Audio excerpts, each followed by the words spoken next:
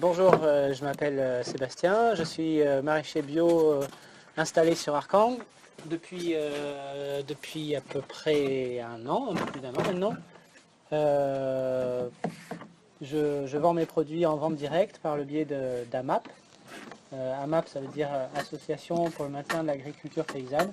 C'est un groupe de gens volontaires qui nous soutiennent et qui achètent nos produits toute l'année et qui s'engagent à nous prendre un panier par semaine. Un panier que je compose en fonction de la saison.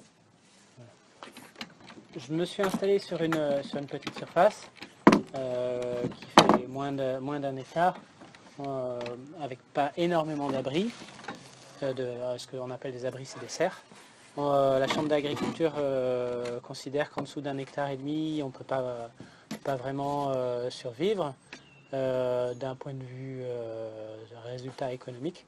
Mais je me suis concentré sur de la production très intensive en rentabilisant un maximum la surface que j'utilisais. Je ne suis pas vraiment mécanisé, j'ai pas de tracteur, je travaille avec des outils à main ou avec un motoculteur. Et j'essaye de m'inspirer de certains principes, donc les principes de permaculture. C'est pas forcément facile au niveau du maraîchage, mais on peut choper quelques idées. Notamment, il y a la ferme du Bec et Loin en Normandie qui est très médiatisée et où ils arrivent à produire énormément sur des toutes petites surfaces. Voilà, on pioche des idées à droite à gauche, on regarde aussi comment font les autres maraîchers bio. Moi, j'avais la chance d'avoir un jardin depuis 4 ou 5 ans, d'être autonome en légumes et de connaître à peu près les procédés sur des petits jardins. Et du coup, j'essaye de l'appliquer sur un jardin un peu plus grand, en alternant les cultures, en mettant plusieurs cultures sur la même surface pour arriver à vivre de mon métier. Comme je le disais tout à l'heure, la possibilité de produire plus sur des surfaces. En théorie, en maraîchage traditionnel, là j'ai une rangée de petits pois. Je les aurais bâchés et j'aurais planté les petits pois à travers. Là, on ne le voit pas encore, mais c'est une planche de petits pois, mais tout le reste, ça sera rempli de carottes qui commencent à peine à germer. Donc sur la même planche, j'arrive à avoir des petits pois et des carottes. J'aurais presque pu, il y a certains maraîchers qui arrivent à avoir au Bec et Loin par exemple, ils font sur la même planche petits pois, carottes, radis et salade. Ou à la place des petits pois, des choux. Donc voilà, sur une surface sans bâche, sans mécanisation, on peut quand même avoir pas mal de production. Là c'est pareil, j'avais des épinards, j'ai semé du radis entre les épinards, j'ai récolté les épinards, les radis commencent à être prêts, j'ai planté des oignons de part et d'autre. Quand j'aurai récolté les radis, je planterai mes concombres entre les oignons. Et ce qui fait qu'en 3 mois, il se sera succédé énormément de cultures. Bon, là, on est à peu près dans le même principe. Hein. Il y avait des épinards, j'ai semé du radis qui commence à germer. Il y a des salades de part et d'autre. Il y aura de la courgette au milieu. Et là, c'est encore un autre type d'association. En maraîchage traditionnel, c'est des jeunes courgettes. Ça sera mes premières courgettes de l'année. Je me serais contenté uniquement de courgettes sur bâche. J'ai rajouté en plus des petits pois qui vont grimper sur des bambous ou sur des carottes. Et du coup, sur la même surface, je me retrouve à la fois avec un étage haut grimpant qui sera les petits pois et un étage rampant, couvre-sol, qui sera les courges. pas toujours facile parce qu'ils n'ont pas tous les mêmes besoins. Notamment là sur cet exemple-là, on est avec des haricots qui sont des plantes très peu gourmandes et qui n'aiment pas trop avoir de l'azote, alors que j'ai des courges qui elles sont des plantes gourmandes et qui demandent ça, donc ça demande un peu de suivi. J'aurais peut-être des pucerons dans mes petits pois parce que j'ai fertilisé pour les courgettes. Mais voilà, c'est tout un test. Pour le moment, je compte nourrir 70 personnes sur cet espace. Je pense utiliser 6000 m², 5 ou 6000 m². J'ai d'autres parcelles qui ne sont pas encore en culture, sur lesquelles je planterai au cours des temps des arbres fruitiers. J'en ai déjà planté 150 et j'en ai d'autres à venir les hivers prochains. Et pareil, avec la possibilité d'associer éventuellement des poules et des arbres, ou des légumes et des arbres, ou des petits fruits et des arbres pour rentabiliser ces surfaces.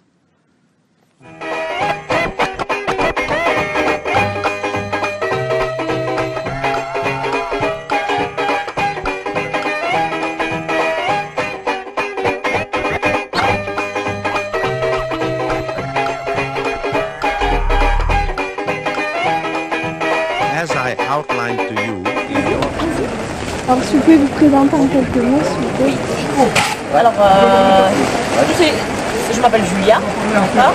Mon mari c'est Sylvain, on habite sur la Bastide-Clérance, on est éleveur en bio, éleveur au vin lait, donc on fait du lait de brebis, on fabrique du fromage à base de lait de brebis, on élève le veau et le porc basque. On est naisseur, engraisseur et on vend, c'est-à-dire qu'on fait toute la chaîne de la naissance à la vente, voilà. On est jeune, on a 35 ans et on est installé depuis 10 ans. Voilà. Notre ferme, elle existe depuis 10 ans. On n'est pas en fond d'agriculteur, pas du tout. Ça s'appelle hors cadre familial. C'est-à-dire que quand tu t'installes, tu as parfois un peu plus de difficultés que d'autres, puisque tu n'as ni terre, ni bâtiment, ni même une fourche pour commencer. Mais c'est un choix qu'on a fait et qu'on fait avec grand bonheur. Voilà. Avec des difficultés des fois, mais au moins on fait ce qu'on veut aussi. Voilà. Super. En quoi votre agriculture est réellement biologique? Alors en quoi mon agriculture elle est réellement biologique? C'est une très bonne question. Parce que biologique, c'est pas seulement ne pas mettre de pesticides. D'accord? Biologique, c'est oui, je ne mets pas de pesticides. Je suis un cahier des charges bio. Donc pour chaque agriculture, type d'élevage ou culture, tu as un cahier des charges, des choses à faire et des choses à pas faire. Et ensuite tu es contrôlé. Et suite à ce contrôle, qui est 2 fois à 3 fois par an, tu es certifié. C'est-à-dire qu'en fait, il y a un organisme certificateur que tu payes pour venir te contrôler et bien vérifier que tu fais tout. Ensuite, tu passes pas en bio comme ça du jour au lendemain. Tu as des terres, tu as des bêtes, tu as un temps de conversion. Ça peut être 2, 3 ans, 4 ans selon ton agriculture, ta façon de travailler, ton élevage, mais voilà, les bêtes que tu as. Et chaque bête se convertit en bio, mais il y a un temps pour chaque bête. Voilà, c'est chaque élevage, chaque agriculture a son cahier des charges. C'est très, très compliqué, non, mais voilà, c'est à suivre. Une fois que tu as fait tout ça, tu es en bio. Tu continues, hein, travailler sans pesticides, sans engrais chimiques. Et du coup, quand tu n'as jamais travaillé comme ça, bon, nous c'était pas le cas, mais quand tu n'as jamais travaillé comme ça, c'est difficile. Tu ne vas pas réussir de la même manière ton maïs, tes cultures. Tu ne vas pas donner la même chose à tes bêtes, alors est-ce que tu vas réussir à avoir le même litrage de lait pour faire le même nombre de fromages, ton gagne-pain. Voilà. Donc tu fais parfois des choix de moins produire, mais de produire en qualité. Et plus tu avances dans le bio, plus tu te dis mais finalement en fait maintenant je produis même mieux et plus qu'avant. Voilà. Nous aujourd'hui, on fait plus de lait avec autant de brebis qu'avant. Donc on a amélioré notre façon de mener notre troupeau, de travailler, de réfléchir sur comment travailler en bio. Voilà. Et bio par contre, il y a des limites aussi. Bio, c'est pas t'as le bio en France, mais c'est quand même conditionné et dirigé par l'État d'abord et par l'Europe. Le cahier des charges bio Europe, il a changé en 2010. Et si tu veux, il fallait que tous les pays d'Europe adhérents à cette charte-là se rééquilibrent. Alors il y en a qui étaient très très forts, très pointilleux en bio. Nous, d'ailleurs la France c'était ça, mais d'autres un peu moins bien. Alors il a fallu rééquilibrer les cahiers des charges en bio. Aujourd'hui le bio est accessible quand même et très facile. Et nous, éleveurs bio, si tu veux, on a trouvé une limite au bio. On ne parle pas assez du bien-être animal. Ces choses-là. Donc manger bio, ne pas mettre de pesticides dans ses champs, c'est très bien, mais on va au-delà, ne pas mutiler une bête, ne pas lui couper les cornes, les cochons, ne pas leur mettre des agrafes de partout, voilà, des beaux béliers, des belles vaches avec des cornes magnifiques, ne pas les mutiler et les couper, avec des prétextes à la con, pour moi, c'est-à-dire pourquoi je coupe les cornes de mes vaches, et bien parce que sinon elles vont se taper, elles vont s'éventrer et vont se faire mal. Ben non.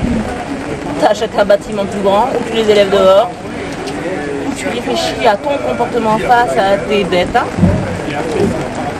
Ce que je veux dire par là, c'est que nous, on va au-delà du bio. Et on fait partie d'un groupe, et à Tchéco, et on essaie de travailler justement sur le bien-être animal, sur les conditions sociales de chaque éleveur.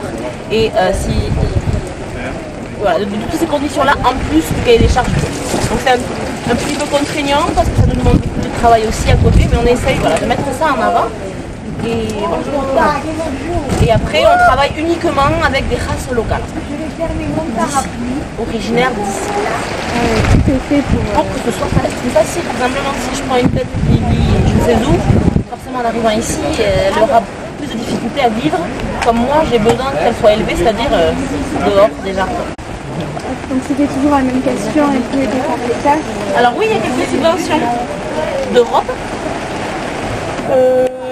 et du Conseil général, enfin voilà. Mais ça vient principalement de l'Europe. Mais ça, voilà. En bio, tu as quelques subventions quand tu fais un bâtiment, mais certains types de bâtiments par rapport en bois.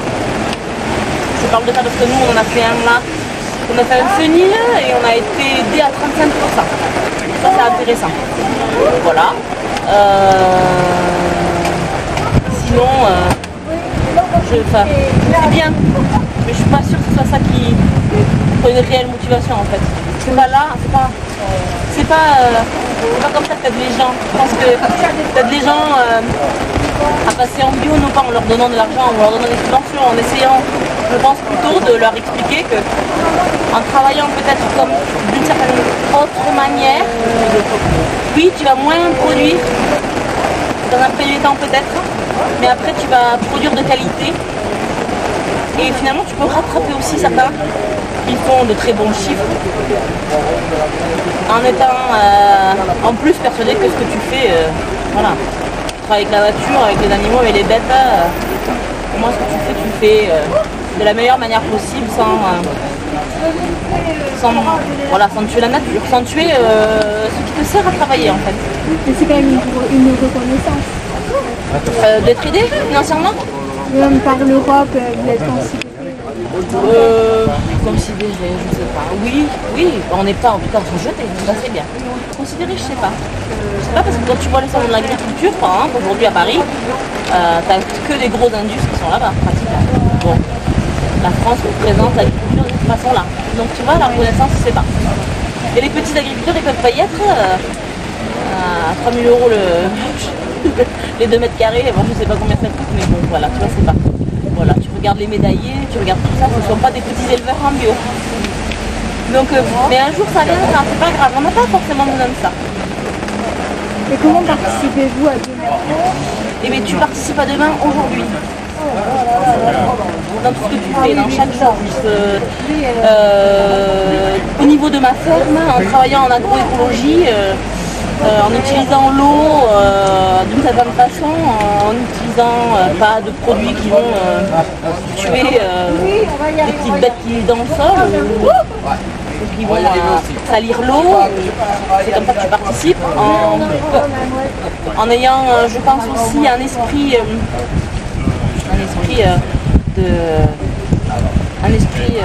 moins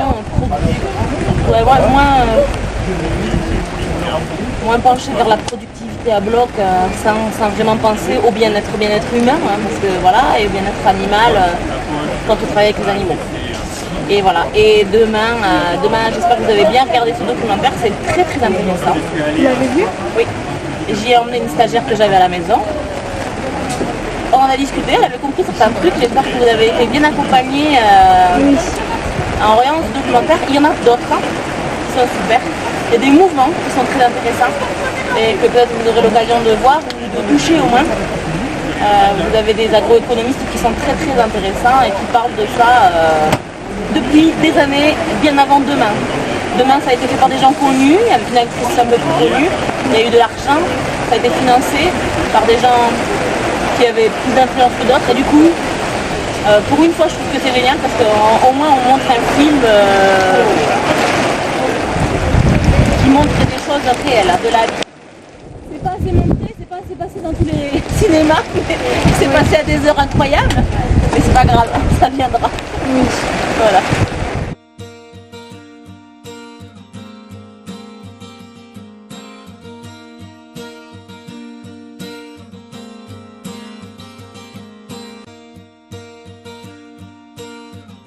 Déjà, ce sont les critères du cahier des charges de l'agriculture biologique. Après, nous,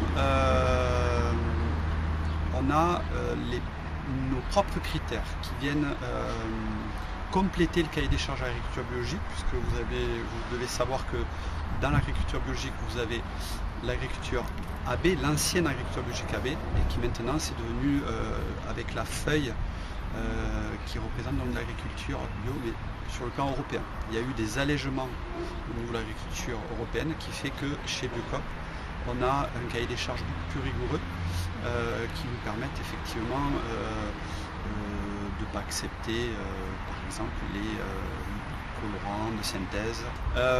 Pour moi, il y a 3 éléments qui sont importants. On va d'abord penser à sa santé.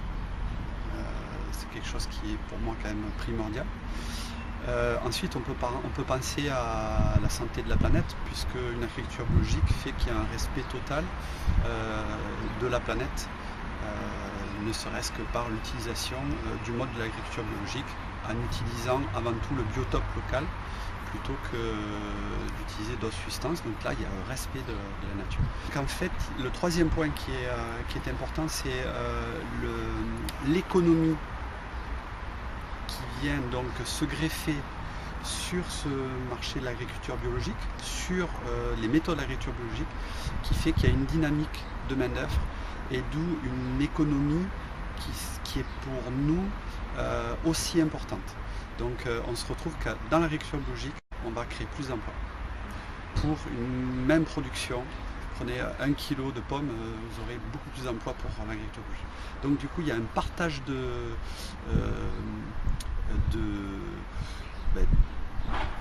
richesse. Donc, on résume, bon pour la santé, bon pour la planète et bon pour notre économie. Super. Locale. Je crois aussi, c'est le travail que j'ai fait depuis que j'ai repris la Biocop, c'est essayer aussi de démocratiser le bio, de vraiment dire ce que c'est, ne pas croire que c'est une mode,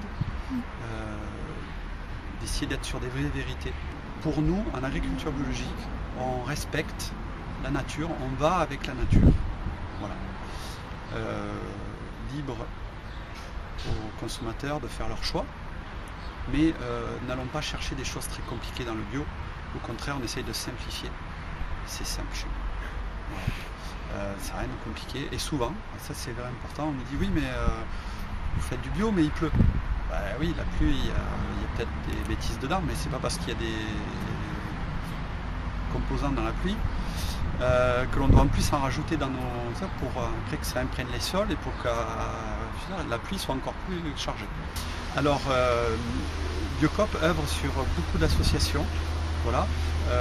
Nous-mêmes on est au niveau local on adhère donc à l'ECHCO. L'ECHCO donc est effectivement un des éléments de dynamique locale. C'est pas uniquement axé sur le bio, mais ça aide à la dynamique locale. L'autre point important, c'est aussi au travers de l'association Blé. Voilà. L'autre point qui est important, c'est que nous ne sommes pas seulement des commerçants. j'ai développé également avec PO Iriart une filière de porc en local, c'est-à-dire qu'on œuvre pour le développement de la filière bio. C'est-à-dire qu'on n'est pas juste des commerçants, on est aussi des acteurs, voilà, et pas simplement du business. Voilà, parce que c'est vrai que là, pour moi, en tout cas, il manquerait quelque chose dans notre façon de faire. Et votre question est effectivement importante, hein, de ce développement de filière, du jeu que l'on fait, ce que je disais tout à l'heure dans les 3 points importants au niveau de l'économie. Vraiment, ce qui est pour moi le plus important, c'est vraiment de faire en sorte qu'on ne soit pas des extrémistes, qu'on ne soit pas perçu comme ça, parce que finalement ça rebute un peu certaines personnes. Et c'est vrai qu'on essaye beaucoup de simplifier, de faire en sorte que notre magasin soit un magasin comme les autres. Voilà. Par contre, on y fait une bonne sélection de produits, parce qu'on estime que la santé de la population, c'est quelque chose d'important, de nos enfants. Et quand on voit aujourd'hui le nombre de cancers qui sont en augmentation, quand on met en parallèle les cartes de l'agriculture intensive et du nombre de cancers, moi je veux bien qu'on m'explique que c'est pas lié, que ça n'a rien à voir. Pour l'instant, en tout cas, moi je vais faire partir sur le créneau de l'agriculture biologique que ça. Donc effectivement, la partie santé est importante.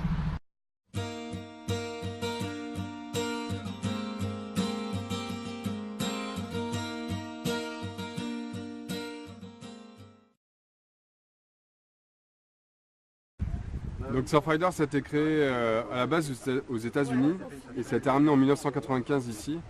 Et c'était à la base pour lutter contre les déchets plastiques en fait. Et d'année en année, ça s'est diversifié. Aujourd'hui, Surfrider s'occupe aussi bien de la qualité de l'eau que de l'aménagement du littoral, de faire passer en fait certaines vagues dans le patrimoine de l'UNESCO, le patrimoine mondial de l'UNESCO, et le transport maritime et le climat aussi, le réchauffement climatique. Donc il y a un siège européen qui est basé à Biarritz et nous on est l'antenne du Pays Basque en fait, puisqu'il y a plein d'antennes à travers l'Europe et à travers la France et nous on est celle du Pays Basque. Donc en fait l'antenne Pays Basque Côte Basque participe à améliorer on va dire le quotidien en s'engageant sur différents éléments. Ça va être d'abord d'avoir créé une carte participative, c'est-à-dire qui permet aux gens en fait, de signaler des pollutions à côté de chez eux, ce qui nous permet nous de suivre les pollutions, de faire changer les mentalités, de faire en sorte que les gens se réapproprient le terrain qui est à côté de chez eux, par le fait de signaler une pollution, mais aussi derrière de suivre le dossier, éventuellement de le défendre. On crée aussi un mouvement citoyen pour encourager à la consommation zéro déchet. Donc en fait on va demander à des commerçants mais aussi à des citoyens de s'inciter les uns les autres en fait à ne plus utiliser de sacs, ne plus utiliser de papier ni de quoi que ce soit pour emballer en fait. D'utiliser un maximum des contenants réutilisables. C'est-à-dire que ça peut être des tupperwares, ça peut être des sacs à pain, ça peut être toutes ces choses-là. Donc là on va essayer on met ça en place.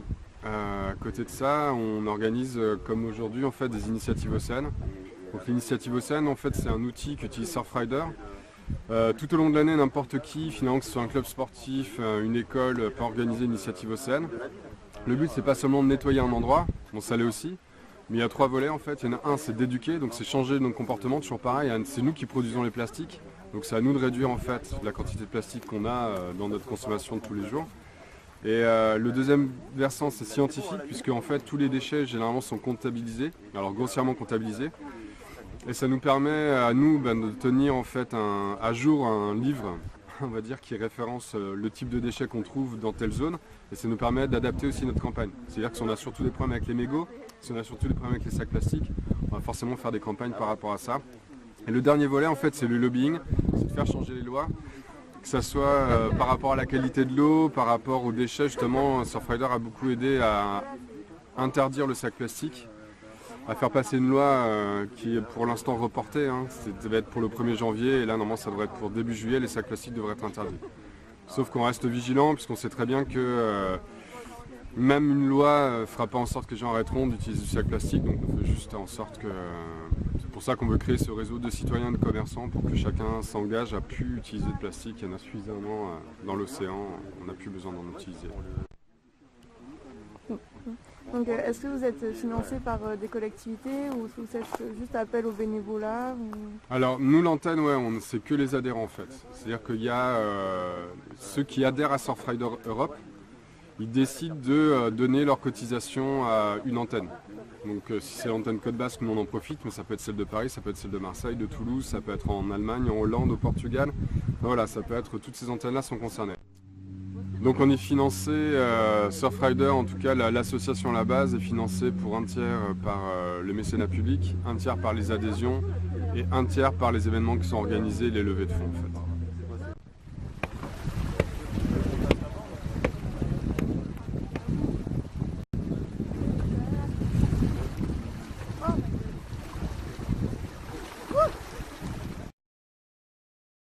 Bienvenue chez Regen Atlantique, entreprise bayonnaise de recyclage de bouteilles PET. Donc ce sont toutes les bouteilles d'eau minérale, d'eau gazeuse, etc. qu'on va recycler sur le site de Regen. On va traiter environ 18 500 tonnes par an de bouteilles pour générer environ 13 500 tonnes de paillettes, de produits finis. Cette entreprise est basée sur un ancien site Sony qui s'est monté en 1981, qui faisait de la cassette audio jusqu'aux années 2002 à peu près. Ensuite, à la fin de cette technologie, des nouvelles applications ont essayé d'être développées dans les domaines du recyclage, que ce soit recyclage de la bouteille d'eau, recyclage de la bouteille de lait, des pneus usagés, des cartouches d'encre, des vieux appareils électroménagers, etc., etc., etc. Au fur et à mesure, le site s'est spécialisé à partir de 2006 sur le recyclage des bouteilles en PET, pour que ce soit aujourd'hui la seule activité du site industriel. Donc nous recyclons des bouteilles issues de la collecte sélective.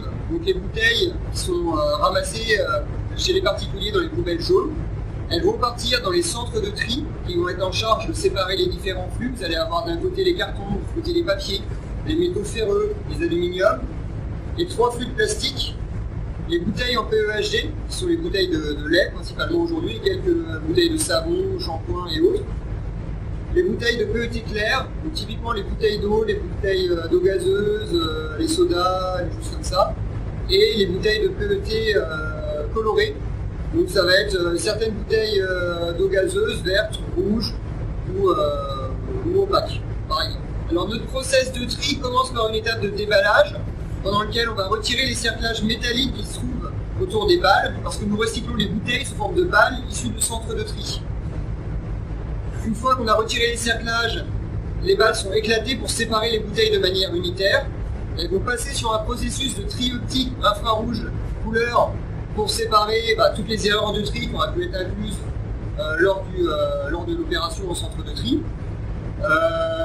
Pour sortir, s'il y a des bouteilles de couleur qui sont en mélange avec le flux de bouteilles transparentes, pour les mettre de côté, etc., etc. Pour se retrouver à la fin avec un produit, un flux qui soit uniquement constitué de bouteilles PET avec leurs bouchons et leurs étiquettes, et éventuellement le liquide qui est dedans. Ensuite, il y a plusieurs étapes de broyage pour mettre les bouteilles sous forme de paillettes plus ou moins grosses. Cette opération va avoir pour effet aussi de broyer les bouchons qui servaient à fermer les bouteilles. Les bouchons, ce qu'on a ici, c'est principalement du polyéthylène, polypropylène, donc des polyoléfines qui ont la bonne idée de flotter dans un bac d'eau. Alors, le PET, donc notre produit fini, si vous voulez, lui il va couler dans de l'eau. Donc par flottation, on va pouvoir séparer le PET, le corps de la bouteille, du bouchon. Donc le bouchon, on va le récupérer, il va partir chez les industriels qui vont refaire avec de la palette, des arrosoirs, des choses comme ça, et le PET va continuer le processus de lavage. Donc le problème, c'est que vu que c'est sur de la bouteille, il va avoir de l'étiquette qui est collée, et des résidus alimentaires, du soda, du jus de fruits à l'intérieur de la bouteille. On va laver dans de l'eau très chaude à 90 degrés avec de la soude et du détergent pour dissoudre les cols et enlever les résidus alimentaires. Une fois que cette opération est faite, on va se retrouver avec d'un côté de la paillette propre qu'on va sécher et de l'autre côté de l'eau sale qu'on va filtrer par différents équipements, par des stations d'épuration pour pouvoir les réutiliser à d'autres endroits du process pour limiter notre consommation d'eau et de calories nécessaires pour faire chauffer cette eau. Notre paillette, une fois qu'elle a été séchée, elle est tamisée pour sortir vraiment une taille de paillettes qui va nous intéresser. On va faire l'objet d'une séparation magnétique avec un courant de Foucault. Donc un premier tambour qui va retirer les métaux ferreux, un deuxième tambour qui va retirer les métaux non ferreux comme l'aluminium. Dernière étape de tri optique sur du tri sur paillettes avec contrôle infrarouge, couleur et détecteur métallique pour vraiment affiner la qualité du produit fini et avoir un flux de produits PET avec une pureté supérieure à 99,99%. Ce produit ensuite est conditionné en big bag. Une fois que le contrôle qualité a été effectué, on va pouvoir déterminer l'application finale du produit ou éventuellement repasser si les critères qualité ne sont pas respectés. Et donc ça va partir chez les industriels, comme je le disais, qui vont faire de la barquette, de la bouteille d'eau en passant par une étape intermédiaire d'injection de préforme, ou alors des moquettes automobiles. Donc le type de produits qui peuvent être réalisés à partir de notre matière. Régéné Atlantique, comme les autres cycleurs, s'inscrit complètement dans l'économie circulaire, qui veut que grosso modo, on part donc du consommateur qui va générer un déchet, ce déchet va être récupéré et recyclé pour générer un nouveau produit et repartir vers le consommateur. Ce n'est que par ce biais-là qu'on arrive à limiter l'impact de la présence humaine sur la Terre et sur l'environnement.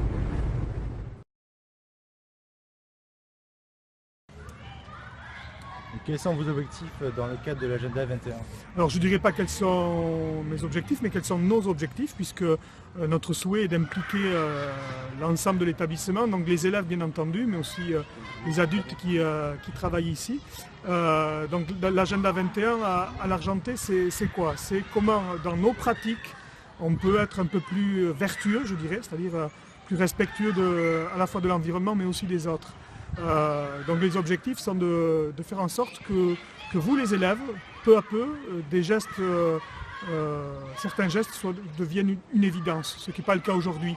Ce matin ou à midi, je voyais encore des barquettes de frites vides devant la cafette et le besoin de me baisser pour les ramasser. Et puis je pense que d'autres comme moi. Donc voilà, des petites choses comme ça, pour moi, ce sont des objectifs du quotidien, mais aussi faire en sorte que dans nos choix d'équipement de l'établissement, on fasse en sorte d'être plus respectueux de l'environnement.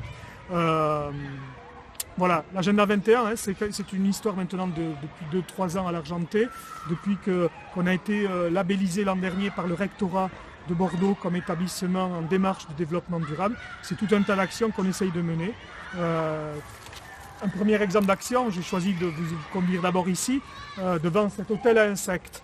Vous avez pu constater, vous lycéens, que depuis 2 ans maintenant, des collégiens ont fabriqué des espaces un peu particuliers qui sont là tout simplement pour nous faire comprendre qu'on n'est pas seul à occuper cet espace. Il n'y a pas que des élèves, des profs, des adultes dans l'établissement, il y a aussi une biodiversité qui est là, des insectes. Derrière vous aussi, vous avez une spirale à insectes. Peut-être que vous ne le savez pas, mais de l'autre côté, là-bas, derrière le mur, il y a une mare pédagogique, il y a une cabane à hérissons, il y a un nichoir à oiseaux ou à chauves-souris. Voilà, un premier exemple de réalisation dans l'établissement. Donc là, on vous demande juste de respecter ce lieu, c'est voilà, un objectif, et de constater que vous n'êtes pas seul à y vivre. Par contre, vous avez d'autres choses où là, c'est pas que du constat qu'on vous demande, mais de l'action très concrète et très ponctuelle. Donc, je vous propose qu'on aille voir un petit peu ce qui se fait du côté du tri des papiers. Comptez-vous passer dans les classes pour mobiliser les étudiants de l'école de l'Argentais? Alors moi, personnellement, je ne pense pas. La vidéo, elle est là aussi peut-être pour ça, sans passer physiquement dans les classes pour que mon discours puisse être porté dans les classes.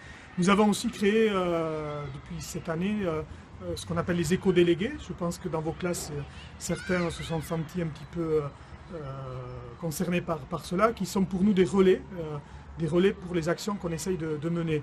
Vous parliez d'objectifs de l'agenda 21. Ici, il y a un deuxième objectif très concret, où vous, élèves, vous avez vos missions à accomplir. C'est le tri des papiers.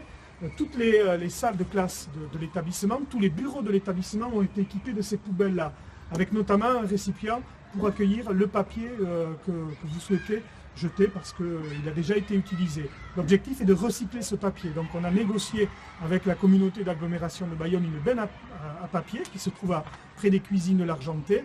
Et on a souhaité que les élèves, vous soyez acteurs, que ce ne soit pas uniquement le personnel de ménage qui s'occupe de ce tri, de cette collecte des papiers. D'où la responsabilité dans chaque classe de venir vider cette poubelle à papier. Donc ici, j'ai pris ça au hasard au foyer. Je constate que les élèves semblent c'est pas grave, semble jouer le jeu. Par contre, je constate avec une certaine colère que ici, l'endroit où doit être réceptionné l'ensemble des papiers, eh ben, je trouve des tubes de colle, je trouve du plastique, je trouve pas forcément les papiers qui auraient dû être vidés là. Donc, il y a du boulot à faire encore, mais on ne va pas se décourager. Et puis, je crois qu'il faut que vous soyez les acteurs des bonnes pratiques et du respect, on va dire, des procédures pour que ça se passe bien. Je rappelle que le papier, ça se recycle, que le papier, c'est des arbres, que les arbres, c'est de l'oxygène et que donc, voilà, à notre mesure, on peut participer à cet équilibre, à ce respect de l'équilibre pour notre planète. Voilà. Deuxième type d'objectif et deuxième type d'action que l'on veut mener avec vous, les élèves.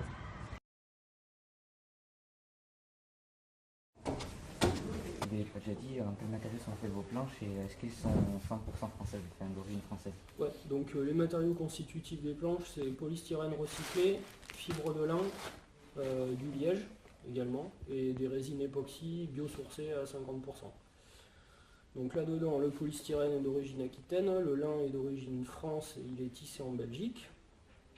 La résine, on a deux sources d'approvisionnement, soit France en Bretagne, soit Barcelone en Espagne.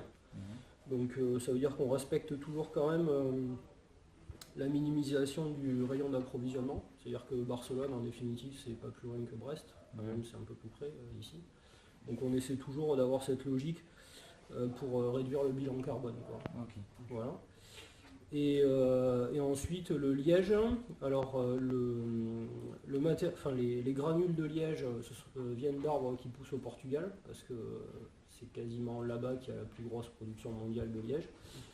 Et par contre le liège est produit dans les Landes. Okay. Voilà. Vos produits sont-ils 100% bio? Alors il n'y a rien qui est 100% bio, ça n'existe pas, à part éventuellement un brin d'herbe qui sort de terre, et encore, c'est même pas sûr. Donc non, ce qu'on fait, c'est on essaie de minimiser l'impact lié aux déchets de production. Voilà. Enfin, pour être bien clair, c'est ça. C'est aujourd'hui une planche classique fabriquée en fibre de verre, polyester, polyuréthane. Une planche de 3 kg, ça génère 6 kg de déchets dangereux qui sont absolument pas recyclables. Donc nous, avec notre démarche, la même planche, on génère 4 kg de déchets, mais sur ces 4 kg là, on en recycle 3. Donc ça veut dire qu'il reste que 1 kg de déchets dangereux. Donc avec la démarche, on a divisé par 6 la quantité de déchets dangereux nécessaires à la fabrication des planches, quoi. Donc c'est plus ça qu'il faut retenir, parce que le côté bio, ça ne veut pas dire grand-chose. Voilà. Et donc, selon vous, quel impact sur l'environnement arrivez-vous à réduire à travers vos produits? C'est ce que je viens de dire, divisé par 6. Voilà. Vous avez arrivé à être plus rentable que les grosses entreprises avec ce système?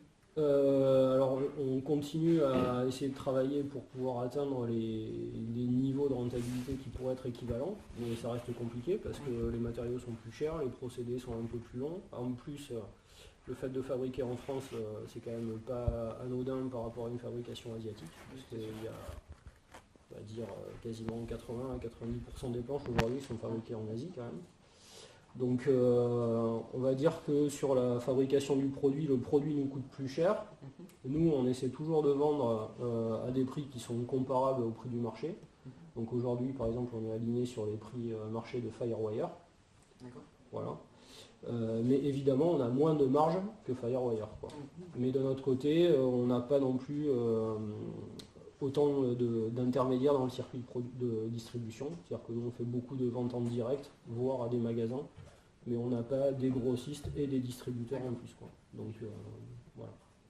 Et en général, vous mettez combien de temps pour fabriquer une planche? On a à peu près entre 5 et 6 heures de travail en temps cumulé. Donc ça, c'est réparti sur une dizaine de jours. Ah, bon. Voilà. Vous avez une aide de l'État?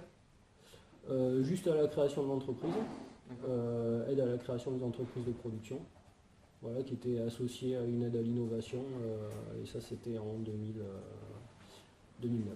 Et sinon, par rapport au recyclage des déchets, vous ne donnez pas de subvention? Alors il y a une subvention de l'agence de l'eau qui est là pour alléger un peu les frais de destruction des déchets. parce qu'on a pris l'option vraiment de passer par des voies spécialisées, donc qui sont des voies chères. C'est-à-dire, par exemple, nous, on ne fera jamais d'enfouissement technique. Enfin, c'est un peu un gros mot, quoi. Mais ça s'appelle comme ça et ça existe. Ça, c'est un truc qui coûte pas cher, mais ça consiste en gros à enterrer les déchets, quoi. Bon, donc enfin, pour nous, c'est pas une solution, quoi. Donc quand on passe par des circuits spécialisés comme ça, on a des subventions qui viennent alléger un peu le coût du traitement des déchets. Mais le traitement des déchets reste quelque chose qui coûte très cher, quoi. C'est en moyenne, on va dire, en moyenne 10 € le kilo, quoi. Et est-ce que vous avez reçu quelques distinctions pour vos produits Ouais, elles sont toutes là-bas. Ah ouais.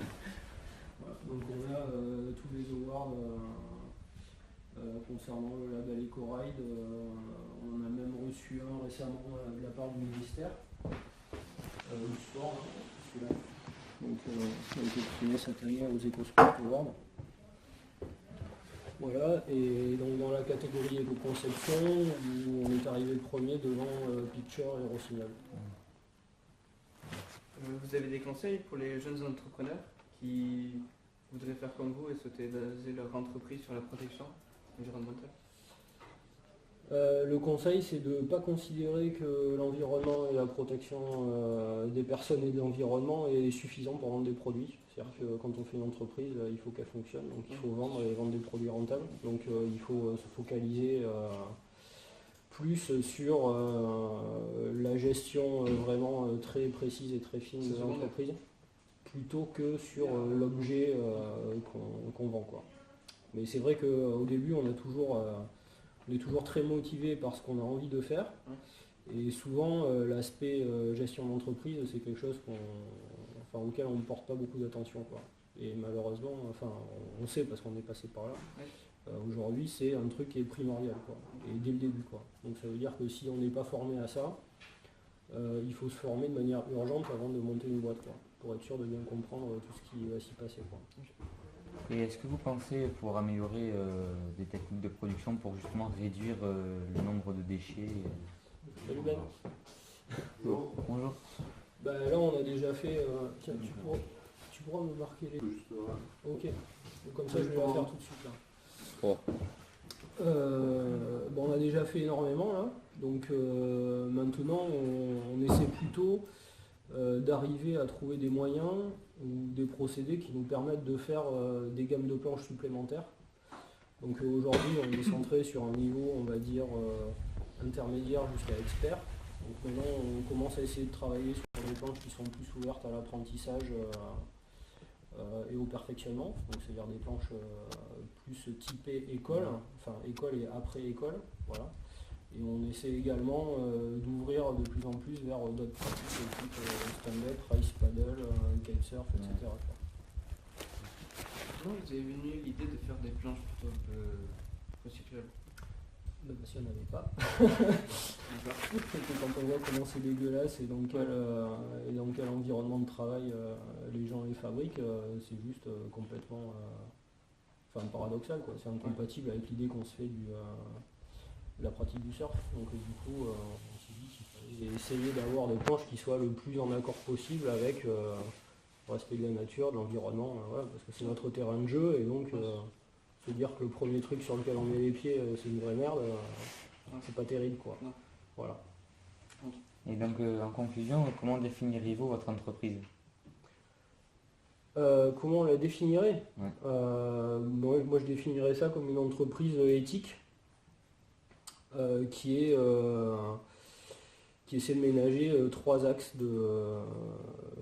trois axes éthiques, donc respect de l'environnement, respect de la personne et respect également de la technologie. C'est-à-dire que aujourd'hui on ne peut pas se permettre de mettre sur le marché un produit qui est juste plus éthique s'il apporte pas plus, parce que je sais pas, clairement, si vous allez au supermarché, si les yaourts bio ils sont dégueulasses, vous n'allez pas vouloir les acheter, même s'ils sont au même prix, quoi.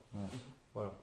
Donc il faut d'abord conserver les fonctionnalités du produit, et après faire tout ce qu'on peut pour pouvoir respecter l'environnement et respecter les personnes, quoi. Ok. On vous a répondu à toutes mes questions. Ok, nickel.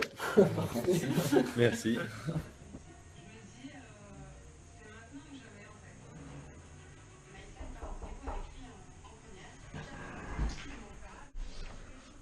Ah, ça va Hugo? Ça va toi? Ouais. Bon, on fait quoi? Je sais pas, t'as envie de faire quoi toi? Bah rien, comme d'hab. Oh, ok.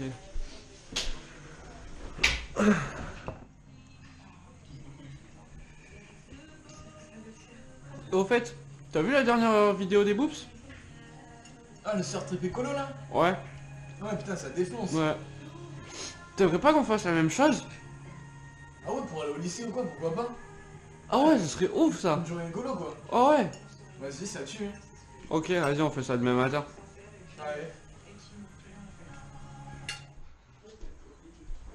Ouais, Hugo, prêt pour la journée écolo? Ouais, ça va, je m'habille là et puis j'arrive après. Ok. T'appelles Benjamin, j'ai appelé Yann. Ah ok, vas-y, ben, je l'appelle et puis j'arrive. Ok, à toutes. Ah, ça doit être... Il y a des Benjamins? Ah ouais.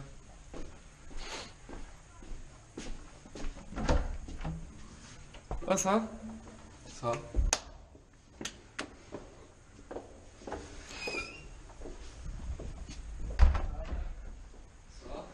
Tranquille. Prêt pour le trip écolo? Bien sûr, ouais. Parfait. Eh mais les gars, vous voulez faire un trip écolo, mais sauf que là vous êtes pas habillé écolo. Mais comment ça, habillé écolo? Bah habillé en la stage comme nous.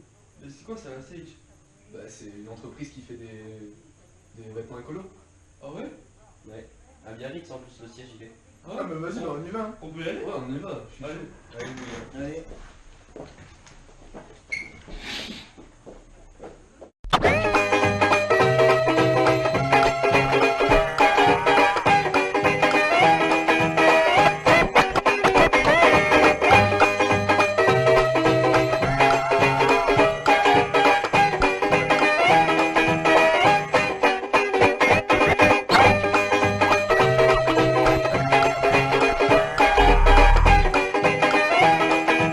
As I outlined to you in your office, we would be very happy to have the chance of handling your new 12-inch long playing records, and I would like to see you again in your office early next week.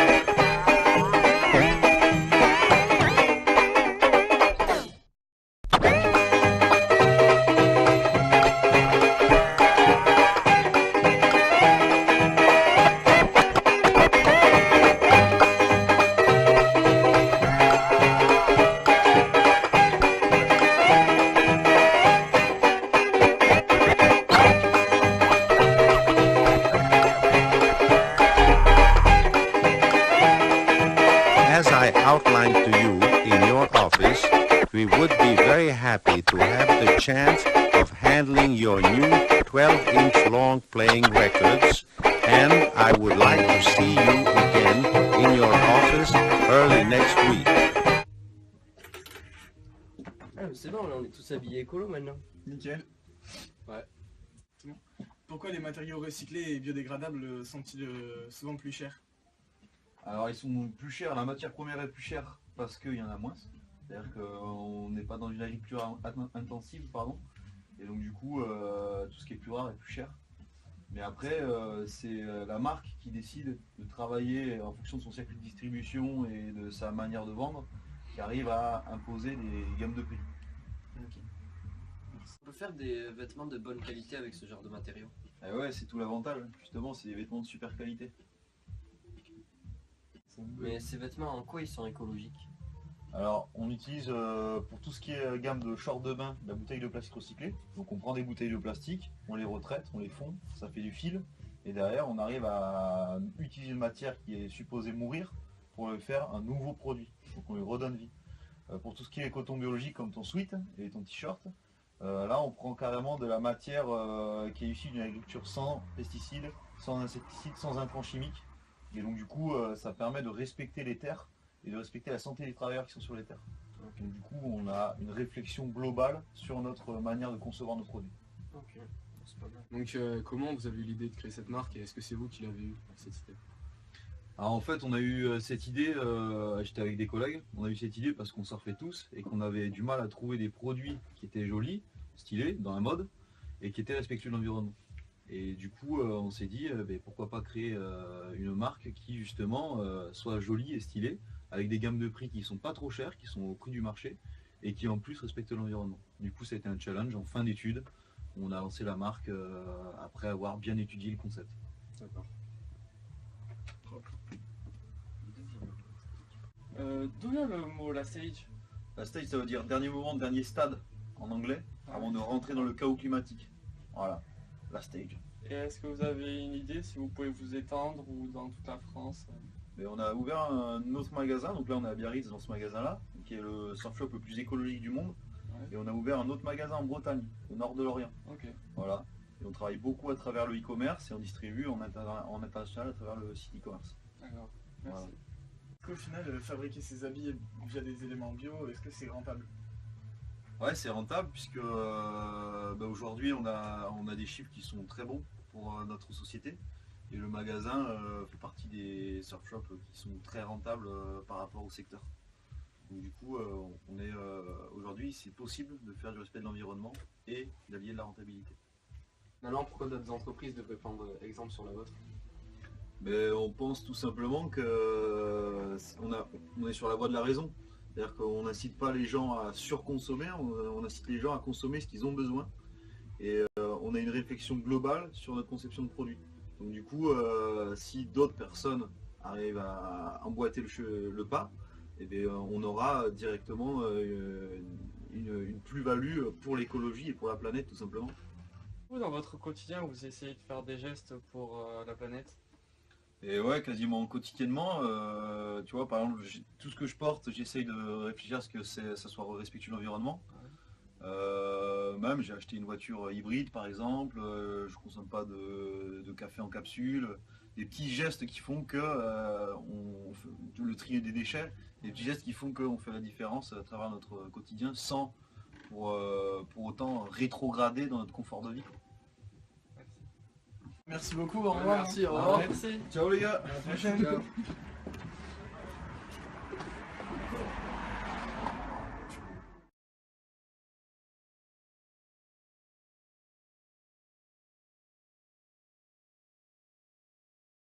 Le calendrier des activités, des informations pratiques, les différents coworkers, et puis donc des actualités, etc.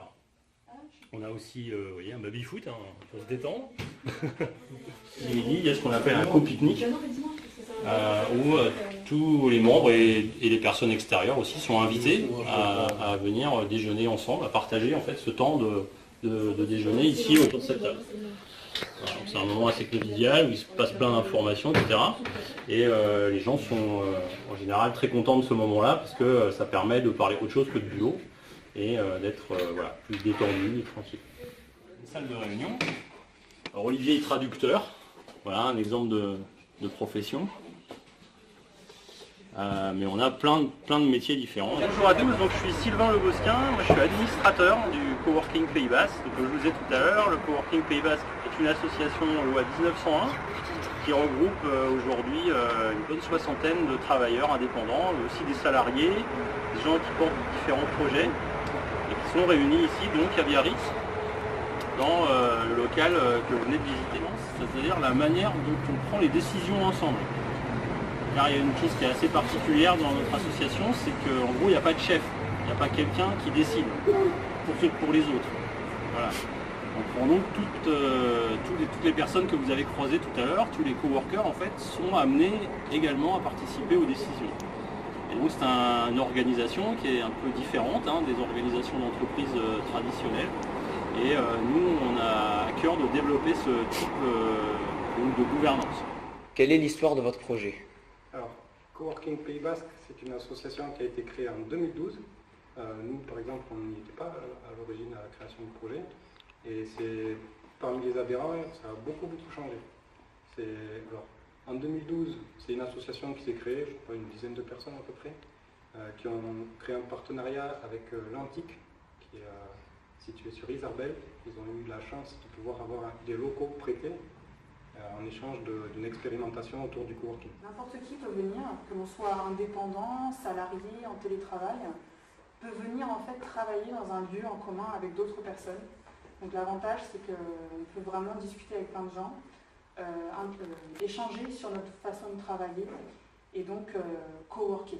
C'est vraiment ça l'idée, c'est travailler ensemble. Voilà, c'est donc un collectif, aujourd'hui 60 personnes à peu près, qui en fait se sont réunis autour de valeurs. Et c'est d'abord ça, en fait, en termes de collectif, c'est ce partage de valeurs comme l'ouverture, le respect, la bienveillance, l'écoute de l'autre. Et c'est autour de ces valeurs que les personnes organisent en fait leur manière de travailler ensemble et de faire fonctionner ensemble ces locaux, les activités qui s'y passent. Bien sûr, comme dans toute association, il y a une assemblée générale qui se réunit une fois par an et qui vote les grandes décisions, les grands axes en fait, stratégiques de l'association. Le coworking, c'est de pouvoir notamment travailler pas loin de chez soi pour réduire les déplacements vers son lieu de travail, puisque ça devient quand même un lieu de travail pour pas mal d'adhérents. Les projets à venir, les objectifs. Alors nous, en fait, on est parti sur, donc, comme disait Benoît tout à l'heure, finalement une démarche d'essaimage. C'est-à-dire qu'on est de plus en plus nombreux ici. On est actuellement une vingtaine, puis à partir du 1er avril, on va avoir une capacité d'une 40aine de bureaux, et de plus en plus de gens souhaitent nous rejoindre. Donc on a décidé en fait de proposer à chaque coworker qui le souhaite de rentrer dans une démarche d'essaimage, c'est-à-dire de pouvoir construire lui aussi son propre espace de coworking au plus près de chez lui. En 2014, on a déménagé parce que la convention atlantique était terminée, et aujourd'hui on s'apprête à agrandir, donc à encore plus que doubler la surface, et donc on estime que, enfin on espère que ça va se remplir encore très vite. Quelles sont les attentes et objectifs de chacun? Alors je dirais qu'il y a autant d'attentes et d'objectifs qu'il y a de coworkers différents, en fait. Une grande attente peut-être des gens, ce sont des relations sociales qui fonctionnent un petit peu différemment par rapport à une entreprise traditionnelle. D'autres personnes qui ont des objectifs peut-être un peu plus globaux, à savoir inventer de nouvelles manières de s'organiser. Le coworking, oui, c'est vraiment une pratique d'avenir. Si vous ouvrez la presse, vous allez trouver de plus en plus d'articles. Donc de mémoire, fin 2014, donc début 2015, il y avait à peu près 250 espaces de coworking en France et plus de 10 000 personnes qui travaillaient de cette manière.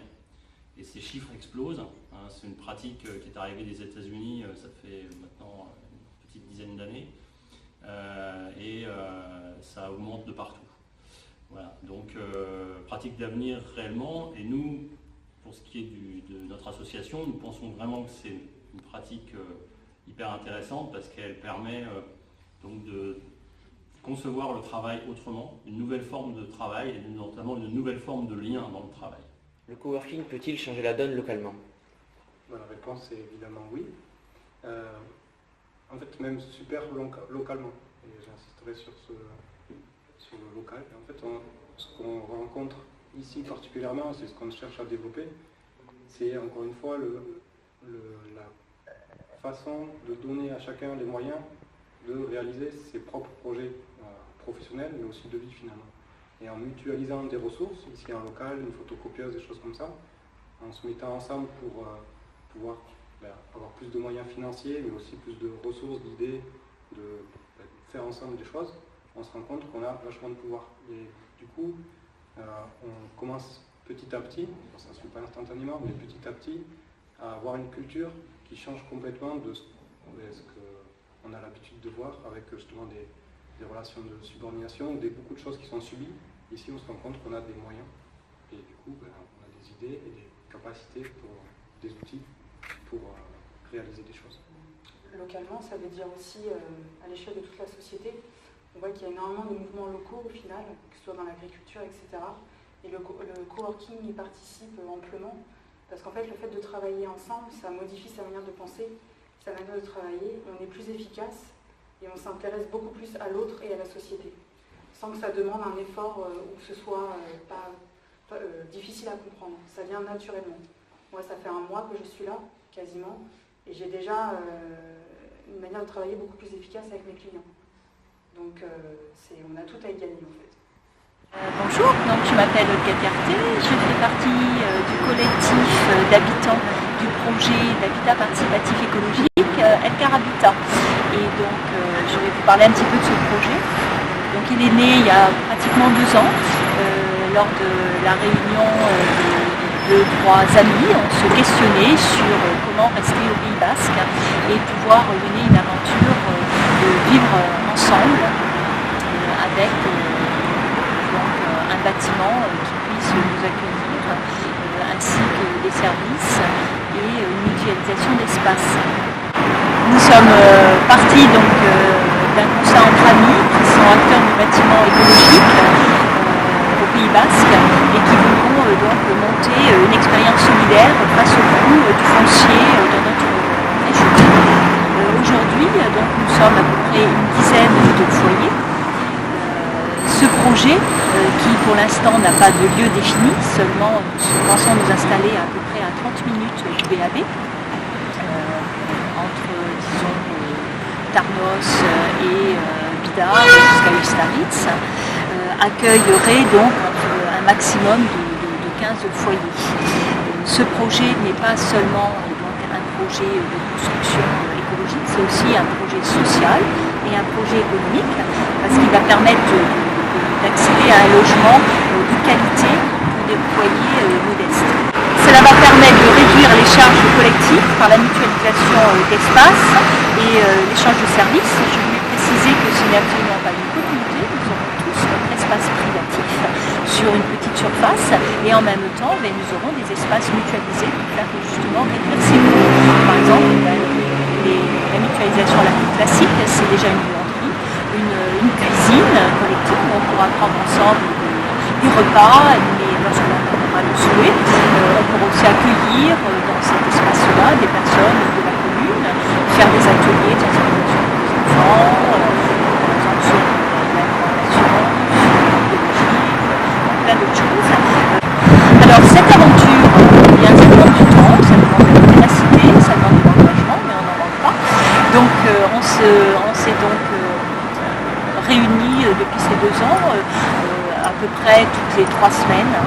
Cette année, en 2015, on s'est réunis à peu près fréquemment. La première année, donc, ça nous a permis au bout d'1 an de créer une association collégiale, qui n'a pas de président, de secrétaire, etc. On est tous donc, maîtres des décisions dans l'association. On a créé aussi, au bout d'1 an, notre charte avec des valeurs vraiment socles qui nous réunissent. La solidarité, la mixité sociale, la mixité générationnelle, puisque nous, notre groupe va d'âge de 26 ans pour les plus jeunes jusqu'à 65 ans pour les personnes à la retraite. Le 3e pilier, c'est la non-spéculation. C'est important pour nous, les Basques, puisque c'est ce qui a fait naître ce projet avant tout. Et le 4e pilier de cette charte, c'est un bâtiment écologique à faible empreinte environnementale qui va privilégier les filières locales qui existent maintenant, qui commencent à se dessiner.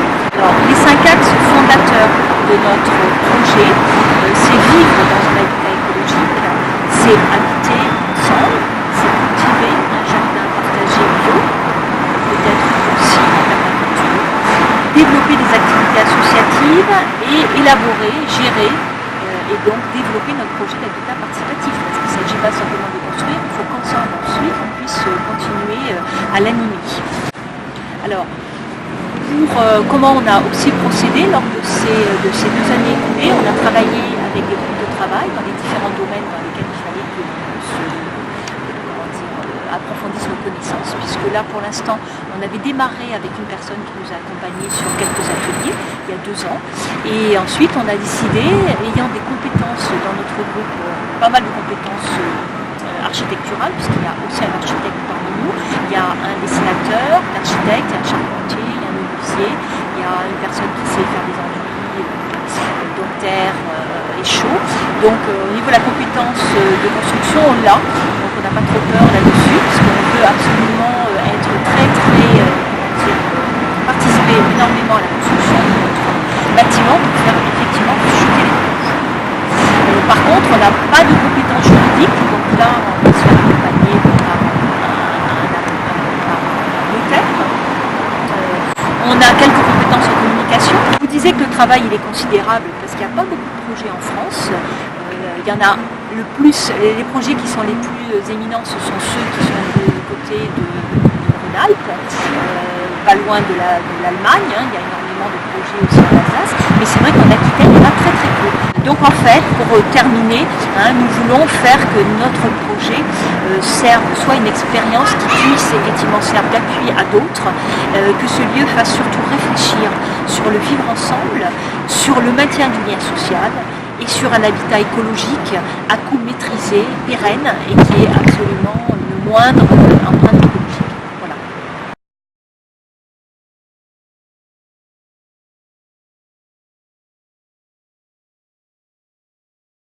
Alors bonjour, je m'appelle Jean-Pierre Joignant, je suis ingénieur en informatique et pour moi l'informatique c'est un moyen de communication.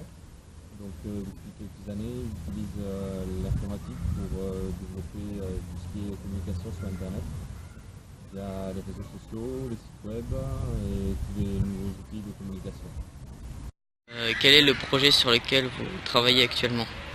Alors actuellement nous sommes un petit collectif de 5-6 personnes nous sommes en train de créer un web magazine, donc un magazine sur internet.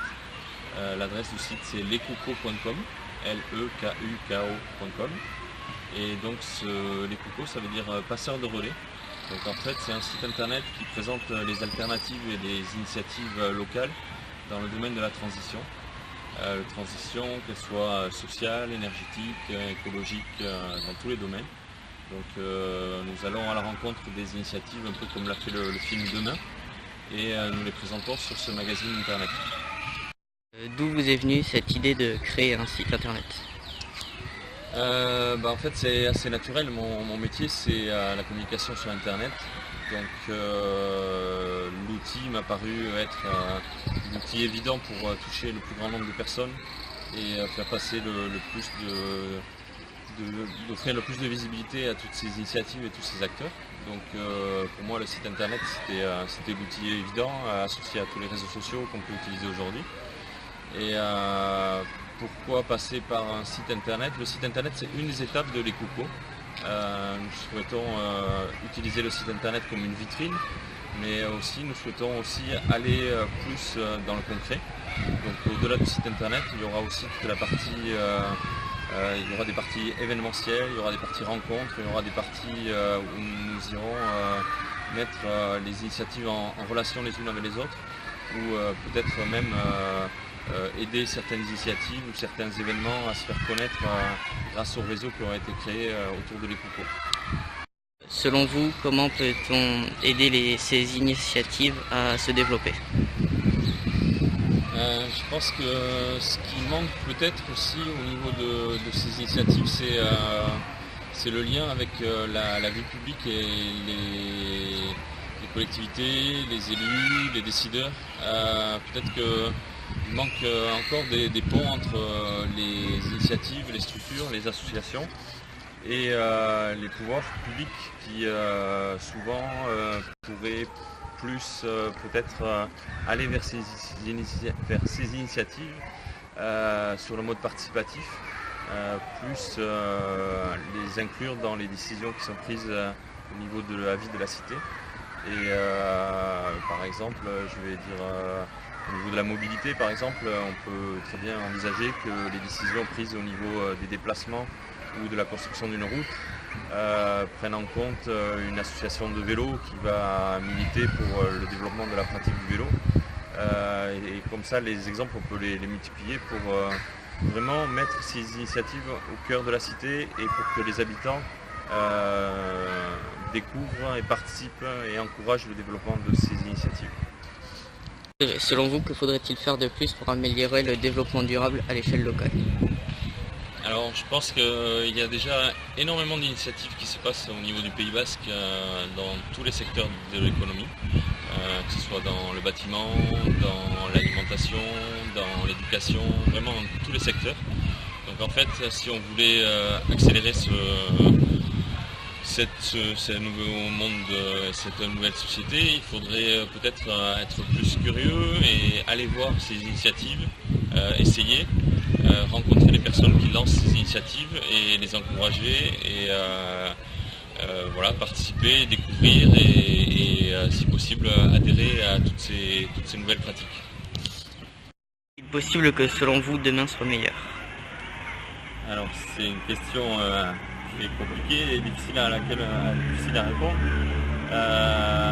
Moi je suis assez optimiste sur ce que je viens de voir par exemple à l'Argentais avec vous, avec tous les étudiants qui ont été à la rencontre des initiatives et des alternatives qui peuvent exister au Pays Basque. Et donc cette curiosité et ce fait d'aller vers ces solutions, ça peut permettre effectivement d'avoir un demain un peu plus positif que celui qu'on pourrait avoir si toutes ces initiatives restaient confidentielles et ignorées. Donc soyons optimistes.